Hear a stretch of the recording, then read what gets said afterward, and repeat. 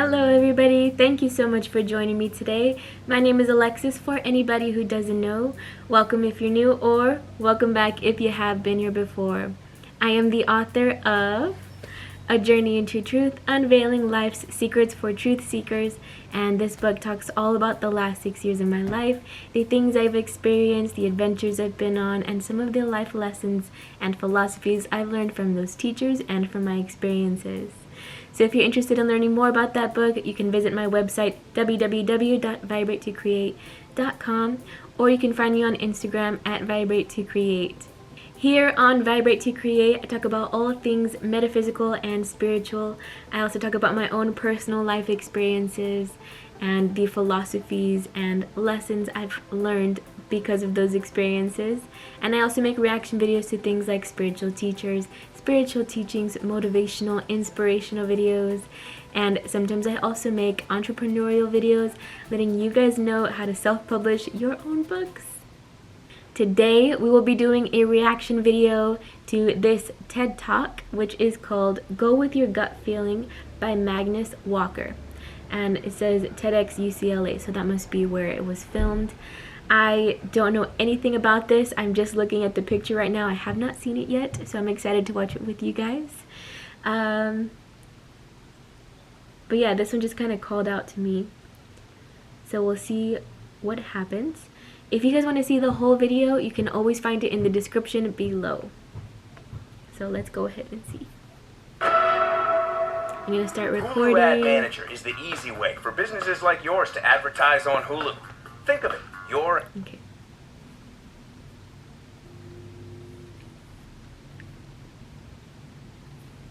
Hello, my name is Magnus Walker and I was born in 1967 in Sheffield, England. I left school at 15 and I came to America at the age of 19. Well, 8 weeks ago, I didn't know what a TED Talk was. And to be honest, I'm not quite sure why I'm here today, but I do appreciate the opportunity to be with you guys and share my story, my journey, and my hopes and my dreams. You know, having left school at 15, for me, I didn't really have any future. Well, I came to America 28 years ago, and that represented a land of opportunity for me. And in those past 28 years, I've been able to build three things: a successful clothing company, a film location business, and also restored, raced, driven, and collected quite a lot of classic Porsches. Now, Porsche is a passion for me, and I'll talk about that in detail in a little bit. But all three of those things share one common bond. I had no education in them. I didn't really think I was going to end up in that particular field. I didn't really know where I was going. But all three of those things have a common thread, a common bond. And that common bond for me really was freedom. Freedom to do whatever I wanted to do, and a dream sort of to be able to, I suppose, live my life to the fullest and do whatever I wanted to do. So coming to America really was a journey. And I'll start my journey in 1977. 1977 in England was sort of a special year. We had this punk rock thing going on, and we also had this Royal Jubilee thing going on. But for me, it was the start of a very memorable moment. My father took me to the London Earls Court Motor Show in 1977. And back then I fell in love with this car. It was a white Martini Porsche. Now, any kid growing up anywhere in the world in the late 70s, early 80s, chances are you probably had a choice of three cars on your wall: Porsche Turbo, Ferrari Boxer, or Lamborghini Countach. For some reason I chose Porsche. I even wrote a letter to Porsche when I was 10 years old and essentially said to them, hey, I want to design for Porsche.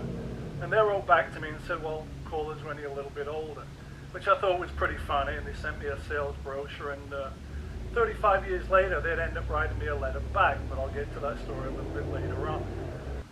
So I bummed around on the dole for a little bit, doing odd jobs and stuff like that, and I started to hear this comment quite a lot: cut your hair and get a real job. Well, I was on the dole, working construction, living at home, no car, taking the bus places, and for a year or two that was okay. By the time I turned 17 though, I decided, okay, I'm not going to cut my hair, but maybe I should think about getting a job. So I actually took a year-long leisure and recreation study course, sports management, at a college.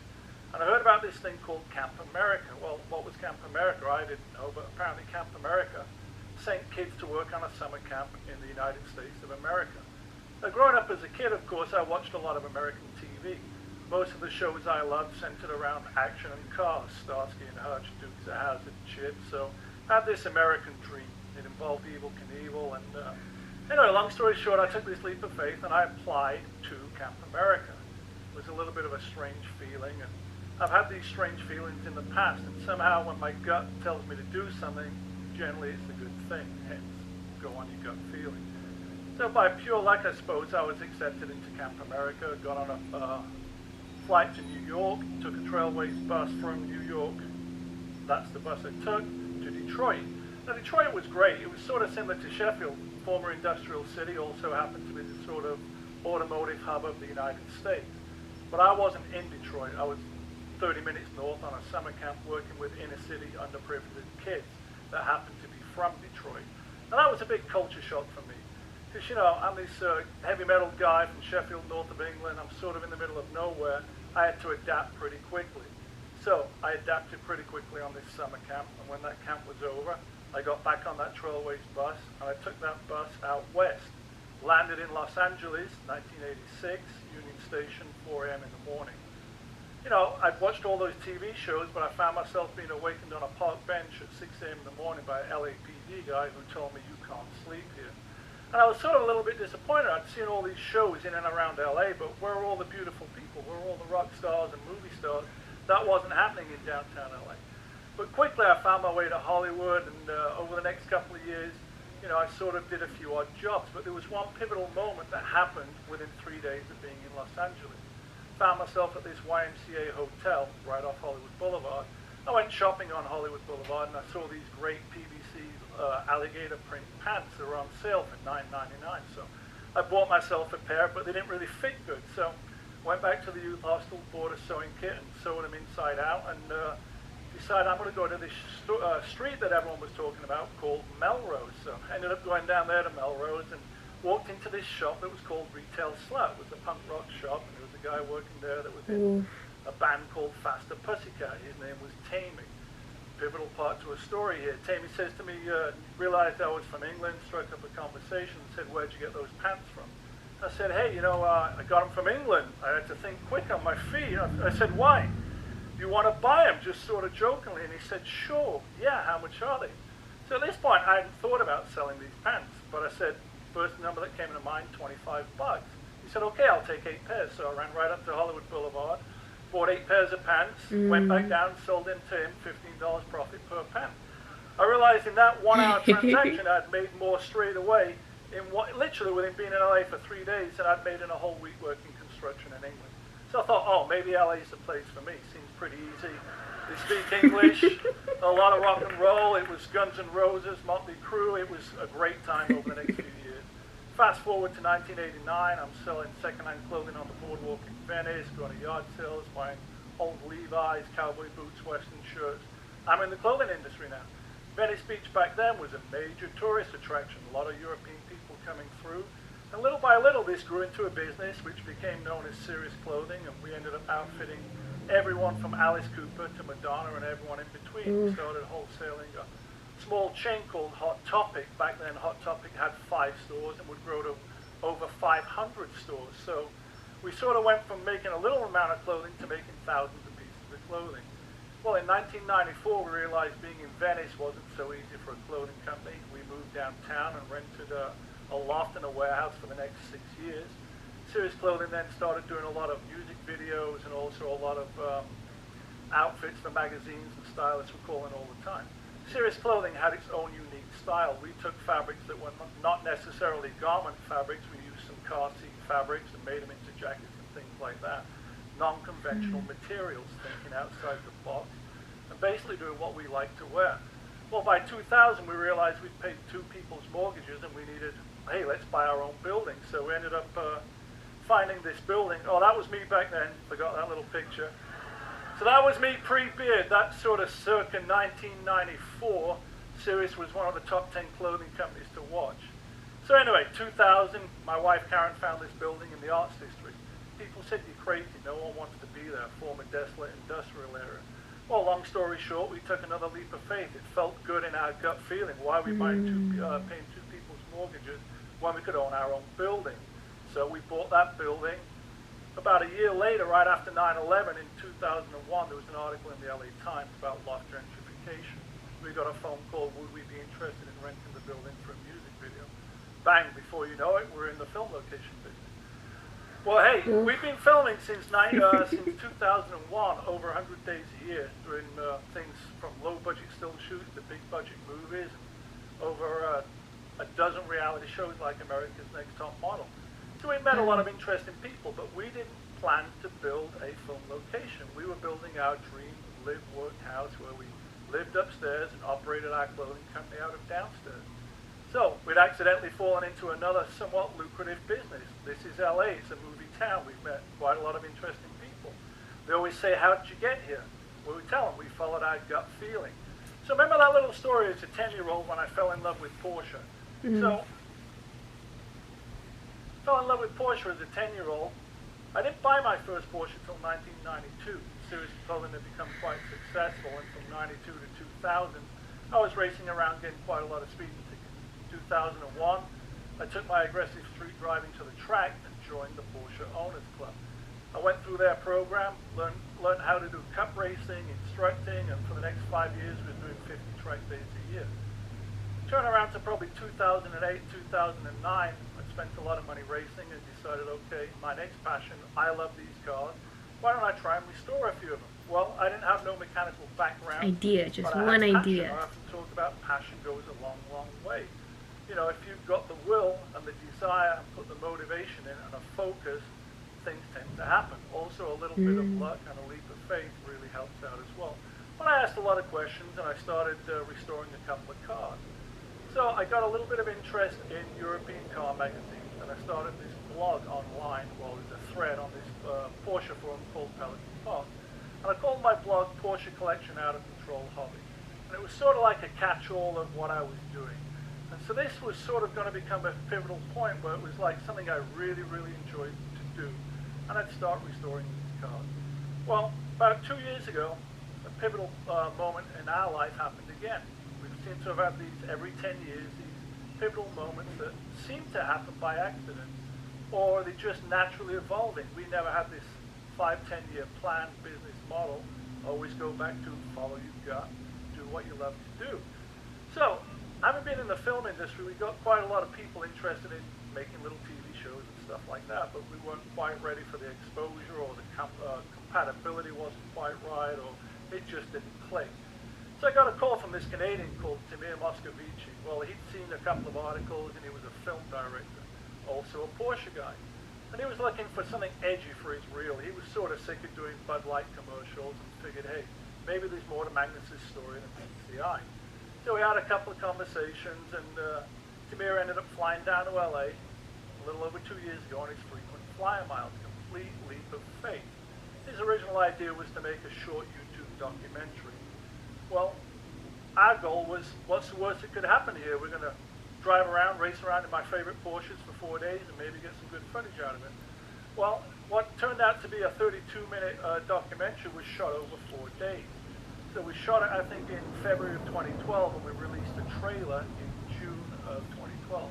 That first day, we didn't know what would happen with the trailer, but somehow it got picked up by Top Gear, and within the first day, it got over 50,000 views, and all of a sudden, I just found this thing called Facebook. I figured maybe I should get on that. I didn't really know much about it. So anyway, I got on Facebook, and this time I don't even have an iPhone, so I'm not really internet savvy, but all of a sudden I keep getting all these friend requests from all these oddball places. You know, Spain and Indonesia, and I'm thinking, what's going on? Well, this trailer for the 3-minute film Urban Outlaw that Top Gear picked up had got blogged and reblogged and reblogged. Well, this was pretty exciting. So this was a leap of faith project. Everyone was sort of working on a shoestring budget, bro-down, buddy favor type of thing. And they were doing this sort of on the side. So, you know, little by little, I started posting the film was going to come out. Well, Tamir being sort of a production type of guy, he shopped it around a few film festivals. Well, somehow it got into this thing called the Raindance Film Festival, which I describe as the rainy version of Sundance. That's in England. So, well, I'm from England. What are the chances that you get to premiere your film in front of an audience similar to this? So Karen and I flew to London and we premiered the film at Piccadilly Circus on a Saturday night around 10 o'clock, and it sold out. There was a buzz about this film. Well, we decided, okay, we're going to release it online. So October 15th, the film went online, and probably 2 weeks after it came out, I got a phone call from Jay Leno. Jay Leno had seen the film and wanted to be on his garage show. Well, that started the avalanche of what has happened for the past 18 months. All of a sudden, there's my life before Urban Outlaw came out, and there's my life after. Now, at this point, we've been doing serious clothing for 20 years, and we weren't quite as motivated as we once were. You know, we always said we design what we personally like to wear, but over the past few years, we'd sort of been treading water. So we took this leap of faith and decided success really is the freedom to do whatever you want to do. So we decided we were going to close Sirius down. This was the baby that had enabled us to get to this point. Now, it wasn't like we gave up on Sirius. We still had all the patterns and the samples. But what it did was, once we decided to pull that Band-Aid off, it allowed us some breathing room. We didn't know what was coming next, but we sort of knew it was going to be something pretty good. Once we closed that door, probably in the past 18 months, I've probably done 100 magazine, video, TV show interviews. And it really, I think by closing Sirius's door, it opened up all this freedom to travel. Well, remember me telling you about Porsche and that letter I wrote as a 10-year-old? Well, about a month after the film came out, I received a letter from Porsche. Basically, they'd seen the film and was sort of impressed with my Porsche passion and realized they'd written me up. I said, no, but I hope they'd be smiling, I hope they'd be happy. So Porsche wrote me a second letter. I wish I still had the first one, but I do have the second one. They invited me to go visit them in Stuttgart and tour the museum, which I went to do, and purely by coincidence, I ended up being there on 9/11/2013. Well, after that, there was the LA Auto Show, and we did a couple of events with Porsche. Hosted these events at our garage in downtown LA. It was a worldwide dealer event. They brought all their dealers over and incorporated me into this workshop where Porsche was talking about what Porsche does, restoration of Porsche Classic. And I think they sensed I have this thing, like Porsche passion is what I said it was, and it's something that you can't really build, and you can't market, and you can't sell. It's just sort of there. So from them, Porsche integrated me into this workshop, invited me out to an event in Essen, Germany, and basically started to invite me out to places and incorporate me into their commercials coming up. So the Porsche connection was quite simple, but what we hadn't expected that also came from the film was we got approached by Nike, we got approached by Oakley, and then we had a visit from Bentley's chief of designer, and we also had a visit from BMW and Volvo. And it's almost like these people were coming down thinking I was some sort of focus group, and they were asking my opinion on what did I think about certain things. And I'm scratching my head a little bit thinking, well, I'm just a guy doing my own thing, but you know, people seem to have responded to it. Well, I get a lot of emails from people who talk often about, you know, the video, and the greatest thing, I suppose, separate of people liking the cars, is the fact that people found the film and my story inspirational. So if there's one message I can leave you with, you know, for me, what I've done over the past 28 years involved a lot of leap of faith, always going on my gut feeling. When things sort of seemed awkward, that was often the case to know, hey, we're on the right track here. And just stay motivated, stay dedicated. We never asked anyone's opinion, we just did what we liked to do. And it sort of seems to have worked out quite nice for us now. We don't know where we're going. I often say I'm on this open road, along for the ride. So we'll see what comes next, but I really appreciate all your time and allowing me to share my story. And cheers and all the best. How freaking cool. Oh, I love that video. So I am such an advocate for always following your gut, follow your intuition. And like I said before, I have been trained in psychic awareness, and throughout that time period of training and learning and seeing other people, and also following my own intuition about where I should go next, what teacher I should speak to next, what I should do next, that has been like the basis of my journey, of my life, of why I take the steps that I take, because it feels like the right thing to do.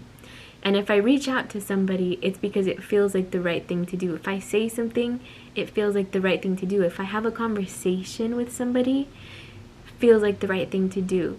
And in my book, I talk about a specific moment, and there have been so many of them, but I talk about a specific moment where I was in a meditation at a spiritual festival, and I suddenly thought to myself, I want to go buy a crystal.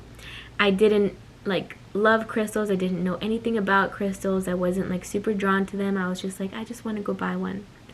This one idea. And so after the meditation, I got up, and there was like a whole lineup of booths, okay? And I decided that is the one. We're going to go to that one, and we're going to buy from this specific one. So I walked in there, and the woman who was running the booth, she was already talking to a man. So I went in there, and I picked up a particular crystal, and I decided I want to ask her what this one means. And I felt intuitively I should wait to talk to her so I can ask her. So could you imagine if I had gotten impatient and just been like, no, I'm not going to wait for her to finish, and I'm just going to leave it there, and I'll leave. Anyways, so I picked it up, and I waited for her to finish talking. She finished talking, she came up to me, and she had this beautiful way about talking to people and about like communicating, and just so much passion about what she did. And so I asked her what it was, and we started talking about it, and then the conversation led into her telling me, I have a booth I'm going to be opening up soon. She told me which mall it was in, and I was like, oh my gosh, I live right by that mall. And she was like, I don't have anybody to work for me. It just happened. It just fell into place, and I don't have someone to work for me. I don't know how I'm going to do it. And I was like, I'll do it. I have an opening. Like, at that time, I was working as a background actress, and I was also working with animal care. So they weren't like strict jobs. It was more like self-employment, where I pick up a job when it is available. And I wanted something more steady, and I met her, and she had an opening. I didn't even have to submit a resume. I didn't have to like do anything. It was almost just like, here's a job. I need someone to work for me. So it was perfect timing. And then from then on, I spent the next year working for her at that booth. And in that opportunity, just because of one choice to go buy a crystal, one intuitive hit, I could not have known it was because I was going to meet the woman who would become my boss, and the woman who would take me to the jungle, and the woman who would teach me about ayahuasca or kambo or medicines from the jungle, or to take me to Machu Picchu. Like, one tiny decision, one little step that you don't know why exactly am I thinking I should do this. One little choice to say, maybe I should write a book. Maybe I should make a video. Maybe I should start doing reaction videos. Ideas, guys, ideas. You take an idea. You have a gut feeling of, I should do that. That's a good idea. You take that action. You don't know why exactly.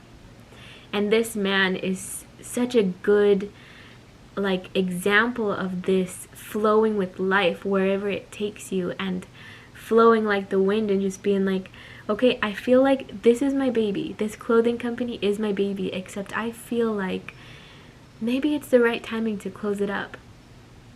Didn't know exactly why it was a good time to close it up, but it was the perfect time to close it up, wasn't it?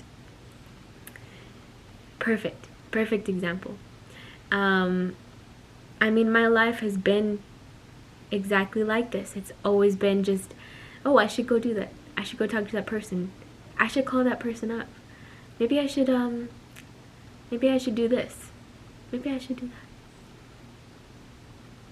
Sometimes we don't know why we feel like we should be doing something, or why we should quit something. And sometimes we can try to rationalize and say, no, maybe I should stay here a little bit longer. Maybe I shouldn't quit my job because what about all these things? So when that fear comes up of maybe I shouldn't, because then I'm not going to be able to pay this. I'm not going to be able to do that. And also having common sense too. For me, when I began listening to my intuition, it was very small things, and the trust was built over time, like I've talked about before. So also being able to discern what is intuition and what is my own personal fears and mind. So sometimes the intuition can say, no, it's not a good time. Sometimes the intuition can say, we should go a different direction. But I would say for me, my intuition is not fear. It doesn't feel like fear. It's just a matter of fact knowing of something. Like when I met, there's so many experiences in my book. So if you're interested in learning more about that, check out my book. But yes, always follow your gut. Always follow your intuition. Always, always, always, if you feel like it's a good time to end a relationship, but you feel stuck or you feel like it's not a good time, you have to follow your heart. And a lot of times we can hold ourselves back from taking action that could lead to a more fulfilled and happy life because we're afraid to hurt others' feelings, or like, for example, if it was a job and you feel like these people depend on you and you feel like your boss is needing you.